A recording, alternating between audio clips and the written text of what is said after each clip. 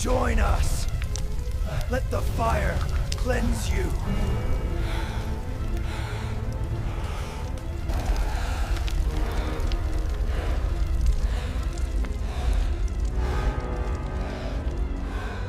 Have you ever wondered what happens when the dead can't rest? Imagine receiving an emergency call from someone who should have been dead for years. What if I told you there's a place where past and present intertwine in such a terrifying way that even the bravest feel their blood run cold? Well, I've lived it. And what I'm about to tell you will make you question everything you believe about life, death, and what lies in between. My name is Captain Rodrigo Santos, and I've been a firefighter for 23 years. I've seen things most people never will. I've carried charred bodies. I've breathed the toxic fumes of chemical fires. I've seen entire families torn apart by flames. I thought nothing could shake me anymore. I was wrong. Dead wrong. That October night started like any other. The shift had been quiet. Just a few routine calls. I was in the break room with my team when the alarm went off at 2:17 in the morning. The shrill sound cut through the silence of the night, and we all sprang into action, as we had done hundreds of times before. But something about that night was different. I could feel it. There was something in the air, an inexplicable tension that made the hairs on the back of my neck stand on end. We ran to the truck as the dispatcher repeated the address over the radio. Acacia Street, number 345. Abandoned building. Possible fire with victims trapped. The dispatcher's voice had a strange, almost distant quality, as if it were coming from far away. I climbed into the truck next to the driver, Martinez, while my 5-man crew climbed into the back. Carlos, the youngest, only 6 months in the fire department, Fernando and Julio, veterans like me, and Pedro and Lucas, the twins who always worked together with eerie synchrony. As we cut through the dark São Paulo night, something kept nagging at me. Rua das Acacias. I knew that name. I was sure I knew it. I grabbed my tablet and started searching the database. It was then that my stomach churned. 15 years ago, at that very address, one of the worst fires in the city's history had occurred. 19 people died, including 8 children. The building had been closed off and never used again. The investigation concluded it was arson, but they never found the person responsible. I looked at Martinez and saw that he was pale too. He remembered. We were both on that call 15 years ago. He was the one who found the family locked in the 3rd-floor bathroom already dead, and I was the one who carried the body of a little girl, just 5 years old, still hugging her burned teddy bear. That image never left me, but the building was abandoned. How could it be on fire again? And more importantly, who had called 911? I asked the dispatcher over the radio to confirm the call. There was a long, very long pause. Then the answer came, thick with confusion. They had received multiple calls from that address. People screaming, asking for help, saying they were trapped by the fire. But when they tried to call back, the numbers didn't work. They were all disconnected phones or hadn't existed for years. I felt a shiver run down my spine. Something was very wrong. I grabbed the radio and briefed the crew in the back of the truck on the history of the place. The silence that followed was heavy. We all knew the stories. The Acacia's building was reputed to be haunted. Locals reported screams at night, lights turning on in broken windows, shadows moving through the hallways. But these were just stories. I didn't believe in ghosts, or at least I hadn't until that night. When we arrived at the scene, the first thing that struck me was the silence. There were no sirens from other emergency vehicles, no onlookers, and absolutely no one on the street. Rua das Acacias was completely deserted, lit only by the yellowish streetlights that flickered irregularly, casting dancing shadows on the walls of the abandoned building. And the building itself was a nightmare. 6 stories of gray concrete, windows shattered like empty eyes, rusted railings, and an entrance gate hanging on a single hinge, swinging gently in a breeze I couldn't feel. Martinez parked the truck and we all got out. That's when it hit me. There was no fire. There was no smoke. There was no burning smell. There was absolutely nothing to indicate a fire. I looked at my team and saw the same confusion on their faces. Carlos, the newbie, was the first to speak, but I quickly silenced him. I needed to think. I picked up the radio to report to headquarters, but all I got back was static. I tried again. Nothing. It was as if we were completely cut off from the rest of the world. Martinez tried calling from his cell phone, but there was no signal. That was impossible. We were in the middle of São Paulo. There was always a signal. That's when we heard it. A scream. Loud, piercing, desperate. Coming from inside the building. A woman's scream, followed by the voices of children crying. My body reacted before my mind could even process it. I donned my full gear, helmet, mask, and grabbed the hose. The team did the same. No matter how strange it all was, there were people in need of help. Or at least, that's what I wanted to believe. We entered through the swinging gate. The metallic sound it made as it swung open echoed unnaturally through the empty street, lingering far longer than it should have. The entrance hall was a ruin. Debris was everywhere. Graffiti-covered walls. Broken furniture covered in dust and cobwebs. Our flashlight cut through the darkness, revealing details I'd rather not see. Dark stains on the walls that looked suspiciously like blood. Small handprints, from children, as if they'd tried to escape. And the smell. God, the smell. It wasn't decay or mold, as you'd expect from an abandoned building. It was smoke. Fresh smoke. As if a fire had broken out just hours ago. But there was no fire. No embers. No heat. Only that penetrating smell that invaded our masks and lodged in our throats. We advanced in formation, climbing the main stairs. Each step creaked under our weight, threatening to collapse. The walls were covered in graffiti, old and new, some with disturbing messages. They're still there. Don't go up. Beware the third floor. The dead do not rest. I ignored the messages. I had to. If I started believing them, I'd lose my mind. But then the screams started again. Louder now. Closer. They came from the third floor. Always the third floor. The floor where the family had been found dead 15 years ago. We quickened our pace, taking the stairs two at a time. When we reached the third floor, the hallway stretched out before us like a dark mouth ready to swallow us. The apartment doors were open, swinging gently as if someone had just passed by. And then I saw it. At the end of the hallway, a figure, small, the size of a child, standing completely still, watching us. My flashlight illuminated it, and my heart nearly stopped. It was a girl, wearing burnt pink pajamas, holding a charred teddy bear, the same teddy bear I'd seen 15 years ago. She slowly raised her hand, pointing to one of the open doors to our right, apartment 305. Then, before I could react, she was gone, simply gone, as if she'd never been there. I heard Carlos gasp behind me. He'd seen it too. Everyone had. My rational mind screamed for us to get out of there immediately, but the screams kept coming from apartment 305. Screams of people asking for help, begging for help. I couldn't just leave. I couldn't let people die, even though every fiber of my being told me it was already too late, that it had always been too late. I approached the door to apartment 305. It was ajar, and from within emanated a pulsing orange light, like the light of a flame, but there was still no heat. I pushed the door slowly, and it opened with a long creak. What I saw on the other side made me question my own sanity. The apartment was on fire, real, living flames, consuming the furniture, climbing the walls, spreading across the ceiling. The heat was intense, unbearable. How was this possible? From outside, we saw no sign of a fire. It was as if the fire existed only within that apartment, trapped in some parallel dimension where the past was still unfolding. And then I saw them, the victims, an entire family, father, mother, 3 children, trapped in the apartment, banging on the windows and screaming for help.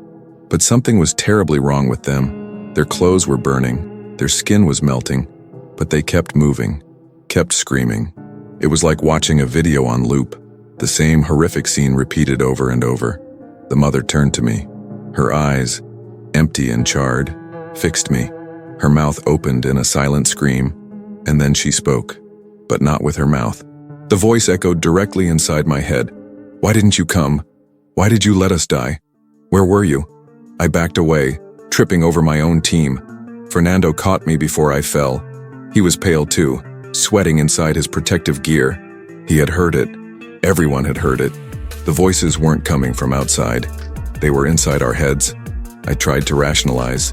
mass hallucination from carbon monoxide, but there was no real fire. There was no smoke. Our meters didn't show any dangerous levels of gases. So what was going on? I gave the order to retreat, to get out of there immediately. But when we turned, the corridor had changed. The doors that had been open were now closed. The walls seemed closer, as if the corridor had shrunk. And along its entire length, figures began to appear. Dozens of them. Men, women, children, all charred, all watching us with empty eyes. Some still had flames licking their bodies. Others were just blackened skeletons. But they were all moving, slowly approaching us. Carlos panicked. He started running toward the stairs, but one of the figures appeared in front of him, blocking his path. It was a tall man, completely burned, with only fragments of a suit hanging from his body. He extended a charred hand toward Carlos, and when he touched it, Carlos screamed. It wasn't a scream of fear. It was a scream of pure, unbearable pain. Carlos fell to his knees, clutching the arm the figure had touched. When I ran to him and ripped off his jacket, I saw the burn. A third-degree burn in the perfect shape of a hand, as if he'd been touched by a red-hot iron. But no one had burned him, at least not in the physical sense I could understand. The dead surrounded us now. They formed an ever-tightening circle around us, and their voices, those terrible voices, echoed in our minds. Why didn't you save us? Why did you let this happen? You are guilty. Guilty. Guilty. Fernando tried to use the water hose in a desperate reflex, but there was no pressure. There was no water. It was as if the building itself was working against us. Julio pulled out his radio, trying to call for backup, but all that came out were distorted screams, voices that weren't his, messages of horror and despair. It was then that I realized something. The figures weren't trying to hurt us.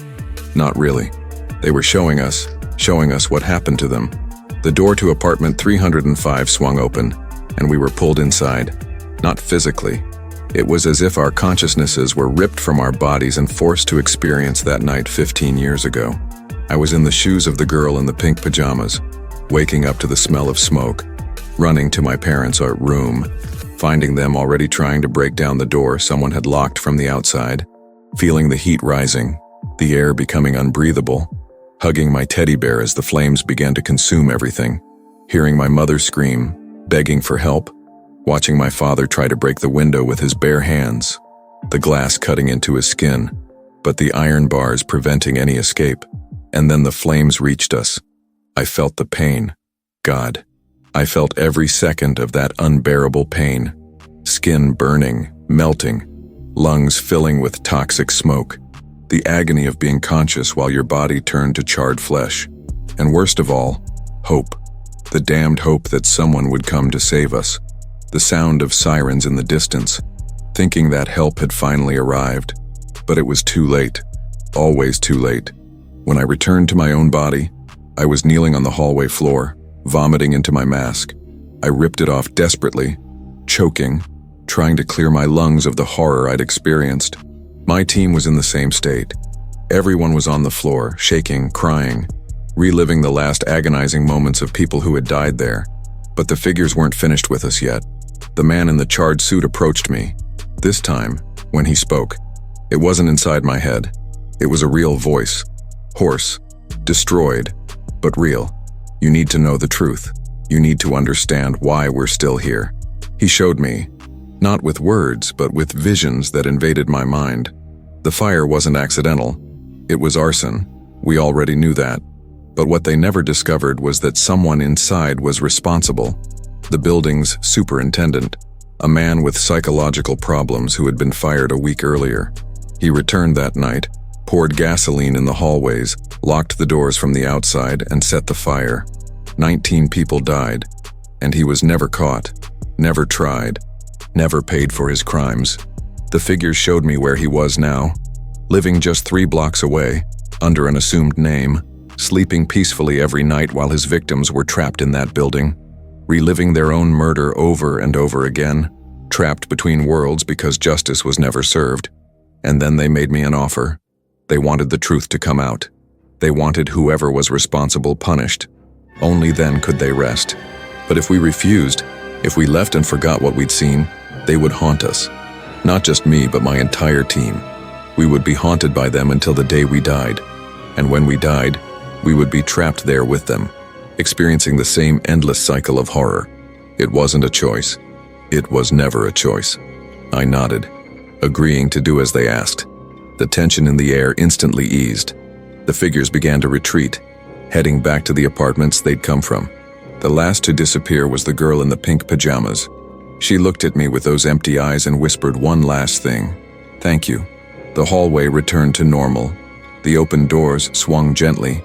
There were no more figures, no more voices, just the heavy silence of an abandoned building. I helped my team to their feet. Carlos still held his burned arm, the charred handprint still visible on his skin. That would be a permanent reminder of that night.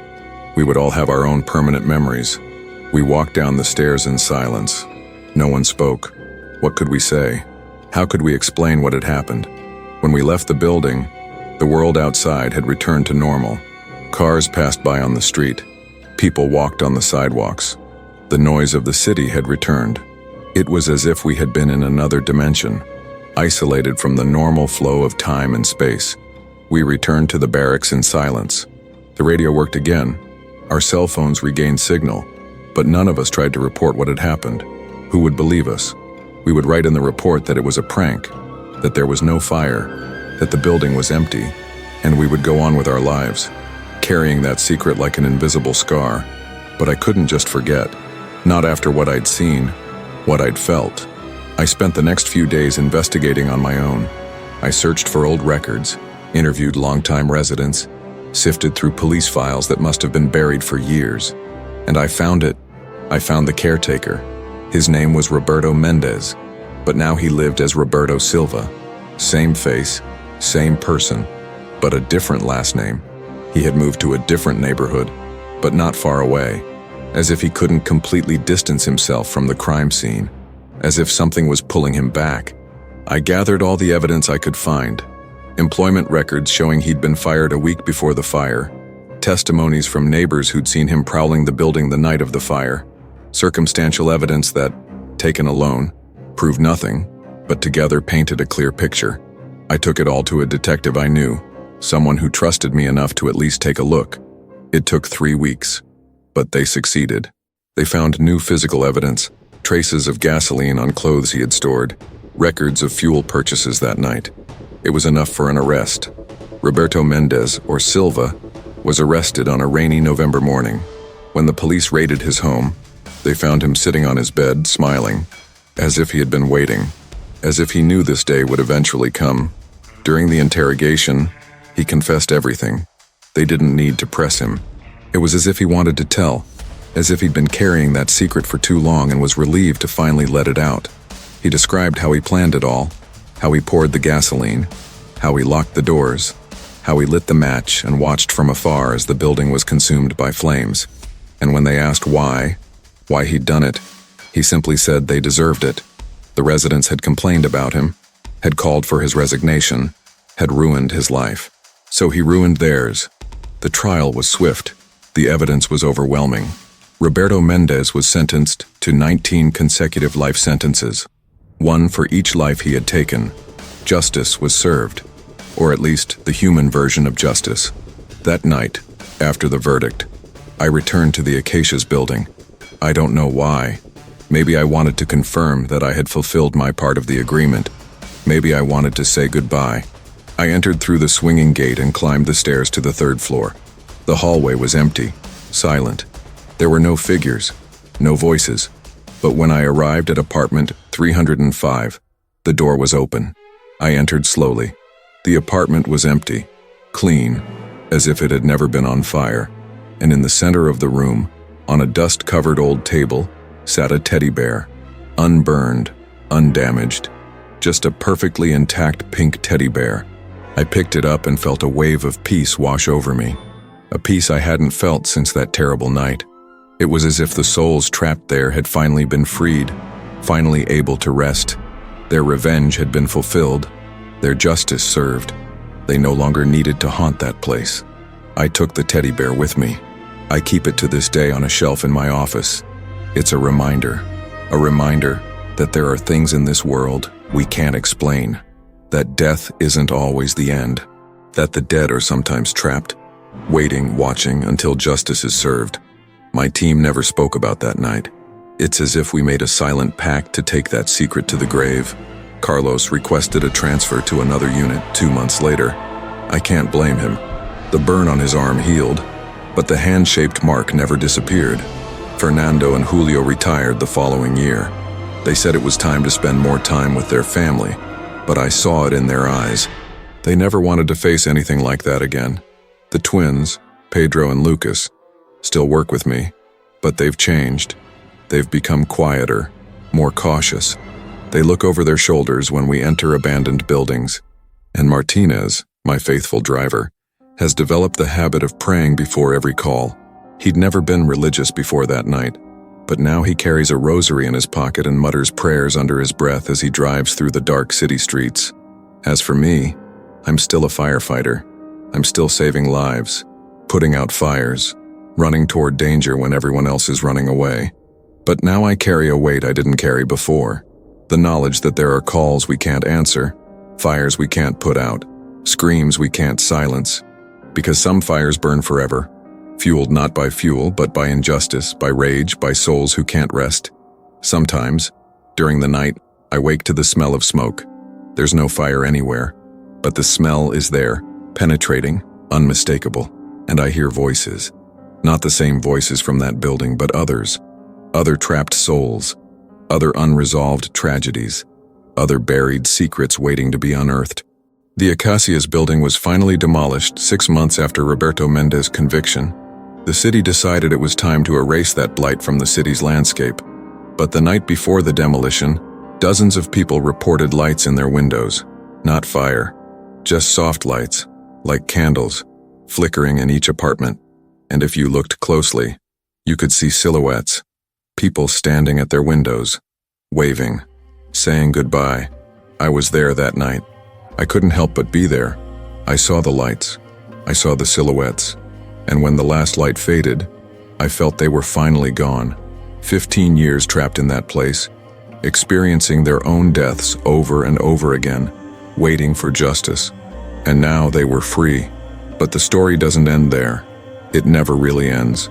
Because 3 months after the demolition, we started receiving new calls from another building, in another neighborhood. Reports of screams in the early morning, of smoke without fire, of burned figures wandering the hallways. And when I researched the address, I discovered that 5 years ago, there had been a fire there. 3 people had died. They never found the cause. I understand now that this will never stop. There are too many unresolved tragedies, too many unjust deaths, too many trapped souls waiting for someone to hear their cries. And somehow, that night in the Acacia's building resonated with me. It resonated with us all. We're like magnets now, drawn to these situations, drawn to these places where the dead cannot rest. I don't know why we were chosen. Maybe because we're firefighters, accustomed to facing fire, accustomed to not being afraid. Or maybe because that night, when the souls in the Acacia's building tested us, when they showed us the horror they suffered, we didn't run away. We didn't go crazy. We did what had to be done. Whatever the reason, I now carry this responsibility. Every strange call, every address that makes my hair stand on end, every situation that defies logic, I know it could be another case like that. Another place where the dead are trapped, waiting for justice, waiting for peace. And I will. I always will.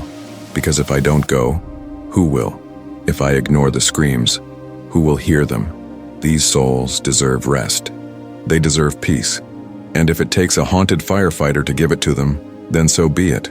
The city of São Paulo is vast, with millions of people, thousands of buildings, hundreds of stories buried under layers of concrete and time.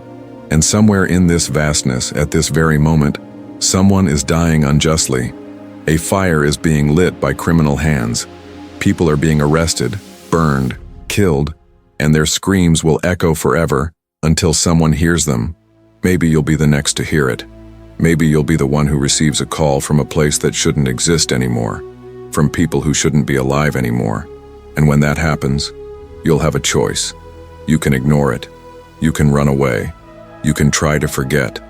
But I tell you now, with all the certainty my 23 years of experience give me, they won't let you forget. Ever. The dead are patient. They have all eternity. And once you see them, once you hear their screams, when you become part of their story, part of the cycle. And the only way to free yourself is by doing what must be done, by bringing the truth to light, by ensuring justice is served. So I keep going, night after night, call after call. Sometimes it's just a normal fire, normal people needing normal help. But sometimes, on the darkest nights, when the moon is hidden and the wind blows cold, that call comes. The one that makes my blood run cold. The one that makes my team exchange nervous glances. And I know we're going to find something that shouldn't be there. The last time was 2 weeks ago. Abandoned commercial building downtown. Arson call with victims trapped. Same situation. No visible smoke, no apparent fire. And when we got there, the voices started. 13 of them this time. A fire 7 years ago that the police filed as accidental. But souls know the truth. They always do. I'm investigating now, going through records, looking for patterns, following clues. Because that's what I do. It's who I've become. I'm not just a firefighter anymore. I'm a bridge between the living and the dead, between injustice and retribution, between oblivion and memory. And you know what's scariest about all this? It's not the burned figures. It's not the voices in their heads. It's not even the pain of experiencing death through someone else's eyes. The scariest thing is realizing how many of these cases exist, how many deaths are shelved, forgotten, ignored, how many souls are trapped, screaming into the void, with no one to hear them. Every abandoned building has a story. Every ancient fire leaves invisible scars. And somewhere, there's always someone who escaped justice, sleeping peacefully while their victims suffer in eternal limbo. But now, they have a voice. Through me, through my team, we are their heralds, their messengers, their avengers. And we will not stop until each of them finds peace. The teddy bear on my shelf is a reminder of this, a symbol that it is possible to free these souls, that justice, even delayed, still means something. And every time I look at it, every time I see that intact pink fabric, I remember that little girl. I remember her empty, charred eyes staring back at me. I remember her small, sweet voice saying thank you. That's what kept me sane all these months. Their gratitude, the relief of finally being heard, finally being seen, finally being remembered.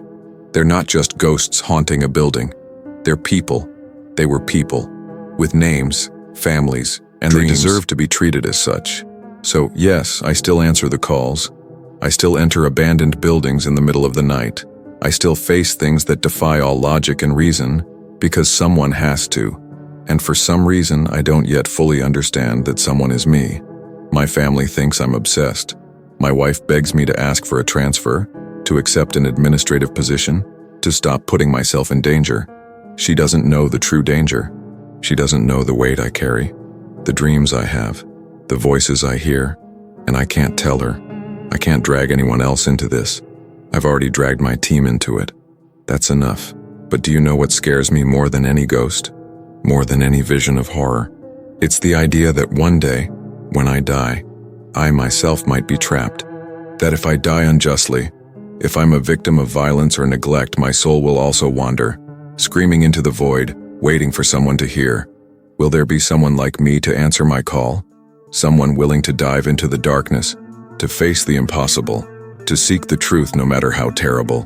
Or will I be trapped forever? Just another voice in the crowd of forgotten souls. But now listen to me carefully, because this is the most important part of all. No matter what I've seen, what I've lived through, what I continue to face night after night, I would choose to do it all over again, because every soul I help free is a victory.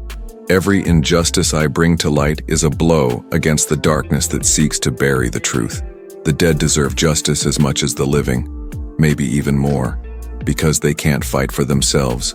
They can't shout loud enough to be heard. They can't force the world to pay attention. They need someone willing to listen, someone willing to believe, someone willing to act. And if you're listening to this story, if you've made it this far, then maybe you're that person too. Maybe you'll be the next one they call.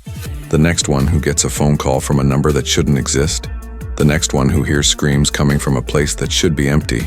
When that moment comes, and believe me, it will if you've been marked the way I was, you'll have a choice.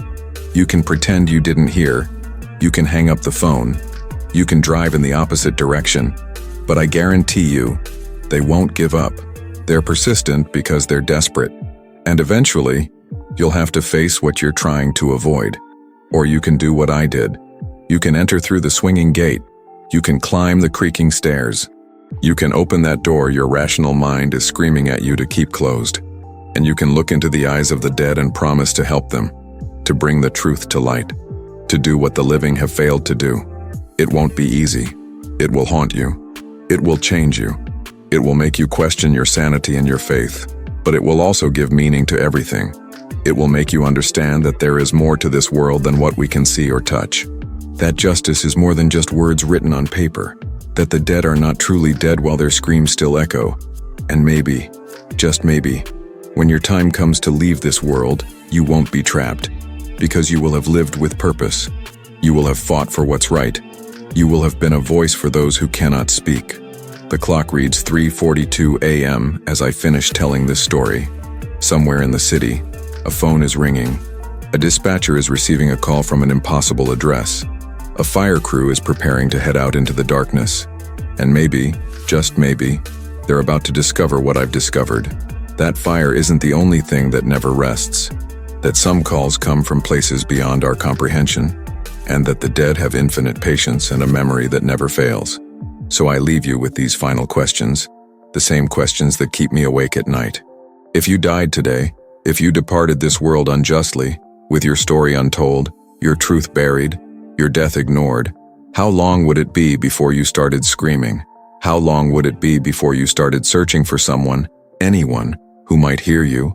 And when you finally found that person, when someone finally heeded your desperate cries, what would you do to ensure they didn't turn their backs and walk away? The dead are not the enemy. They never were. They are just victims waiting for someone brave enough to see them. And now that you know this, now that you know the truth, you also carry this responsibility. Don't ignore the screams. Don't pretend you didn't hear. Because once you know, you can't unknow. And they're counting on it. They're counting on you. Until the next time we meet in the shadows between the living and the dead, keep your flashlights lit and your ears open. You never know when it will be your turn to answer the call. If you enjoyed this story and want to delve even deeper into horror, I've put together a complete ebook with the scariest and most disturbing stories I've collected over the years. These stories will chill your blood and keep you awake at night. The link is in the pinned comments.